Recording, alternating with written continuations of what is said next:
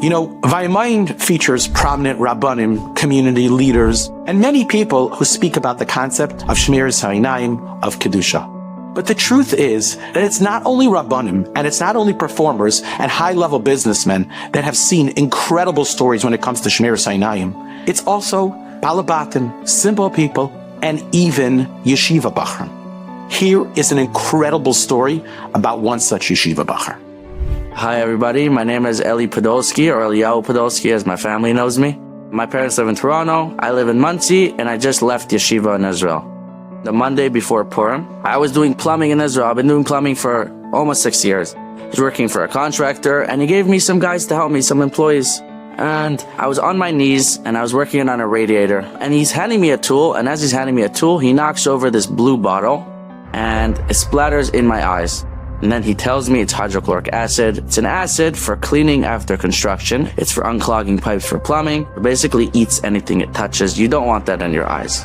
I run to wash my eyes. By that time, my eyes are burning. They're going nuts. I rush to the hospital, which was an hour away, and they start washing my eyes out with like tons of stuff, and it's hurting more, and it's getting worse, and I can't see, and my head is hurting. Everything is going crazy because of my eyes. Anyways, the doctor says, your eyes are very damaged. It's a miracle they didn't melt, but you need to watch your eyes for the next 24 hours. If it gets worse, come back. If not, you see a specialist in a week. Okay, no problem.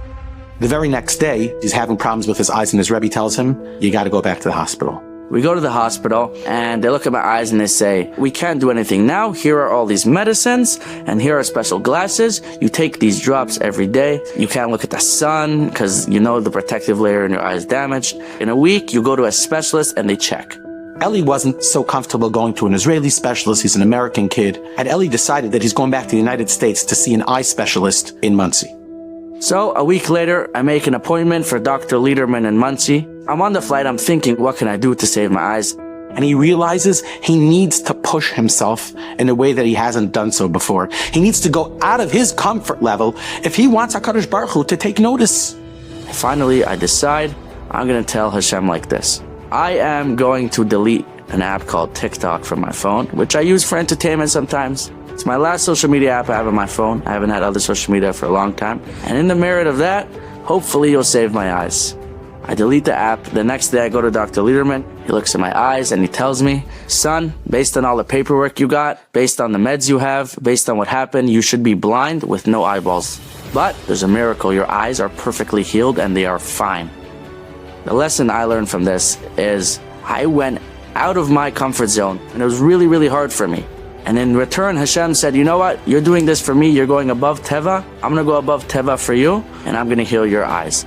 Let's understand, it doesn't make a difference who we are, a yeshiva bachar, a plumber, a balabas. We all struggle with the same things. We all have our own baseline of nisayim. When we push ourselves into places that we're not comfortable to, and we show HaKadosh Baruch Hu that we're investing the effort, then HaKadosh Baruch Hu reciprocates in the most wonderful and amazing way.